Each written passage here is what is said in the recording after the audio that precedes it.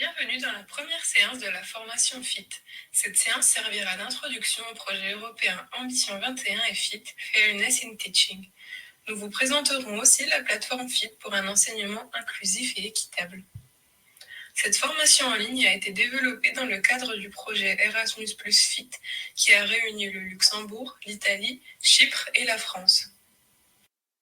Coordonné par l'Institut luxembourgeois des sciences et technologies LIST, le consortium FIT comprend Widenco au Luxembourg, Smart Venice en Italie, l'unité de recherche pour l'égalité de genre et l'inclusion de l'Université Frédéric de Chypre, la délégation de région académique au numérique éducatif du Grand Est et la mission égalité filles et garçons de la DSDEN de Moselle en France. À travers le projet, les partenaires FIT ont développé une communauté de pratiques qui a permis la création d'outils éducatifs inclusifs. Les objectifs du projet FIT sont de lutter contre les biais genrés dans l'enseignement afin de favoriser un enseignement équitable, de développer l'attrait des filles pour les matières scientifiques et le numérique, de sensibiliser les enseignants aux stéréotypes de genre associés aux études scientifiques et aux métiers du numérique en les équipant avec des outils concrets pour plus d'équité dans l'enseignement. L'équité dans l'enseignement est une compétence clé qui apparaît dans le référentiel de compétences des métiers du professorat et de l'éducation. Je cite, « Construire, mettre en œuvre et animer des situations d'enseignement et d'apprentissage prenant en compte la diversité des élèves. » De plus, l'accès à l'enseignement pour tous en Europe fait partie des objectifs de la politique éducative de l'Union européenne. Dans la région académique Grand Est, il nous est apparu pertinent de créer des liens entre le projet FIT et le projet européen de persévérance scolaire Ambition 21, qui est un projet FSE+, porté par l'Académie de Nancy-Metz. Ce projet vise à lutter contre le décrochage scolaire par le numérique avant que l'élève ne décroche. Il agit dans les écoles, collèges et lycées. Le projet s'appuie sur des leviers dont le bien-être et le climat scolaire, l'école inclusive ou école pour tous, et la mixité scolaire. Ces deux projets, FIT et Ambition 21, sont au service de la réussite de tous les élèves avec un objectif commun, favoriser l'égalité des chances.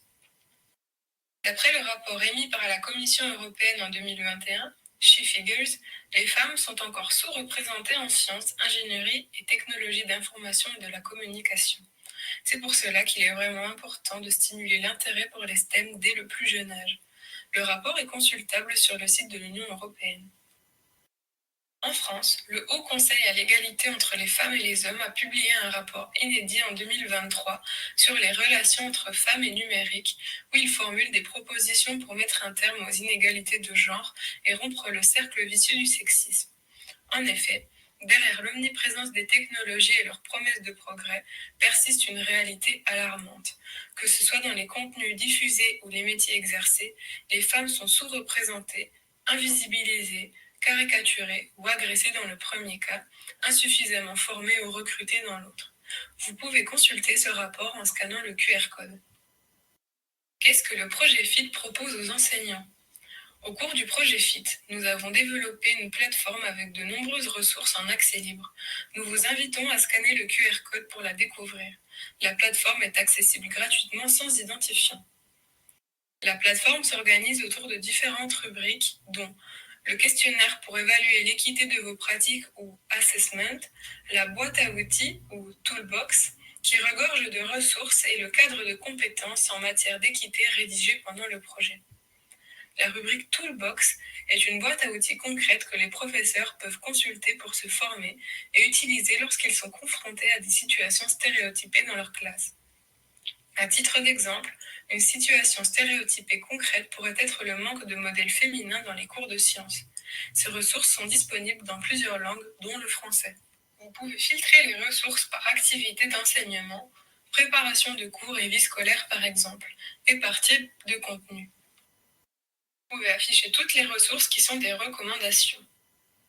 Afin d'évaluer l'équité de vos pratiques, nous vous invitons à répondre au questionnaire de positionnement qui se trouve dans la rubrique Assessment. 2 versions vous sont proposées. Une version longue qui durera environ 20 minutes et une version courte d'environ 5 minutes. Selon les résultats obtenus, l'algorithme de la plateforme FIT évaluera le degré d'équité de vos pratiques et vous proposera des ressources pédagogiques personnalisées. Ces ressources pourront être des activités ludiques comme des jeux de cartes ou de plateau, des outils pour une école inclusive et des pratiques inspirantes. Parmi la centaine de ressources présentes sur la plateforme, vous trouverez le Monopoly des inégalités, l'atelier des oubliés du numérique par exemple, et des outils de compensation pour les élèves à besoins éducatifs particuliers. Maintenant que vous avez découvert la plateforme FIT, nous vous invitons à suivre la séance 2 qui se concentre sur le genre dans l'enseignement et explique comment passer d'une perspective binaire à une approche intersectionnelle. À bientôt pour la séance 2 qui explorera la notion de genre pour aller d'une perspective binaire à une perspective intersectionnelle.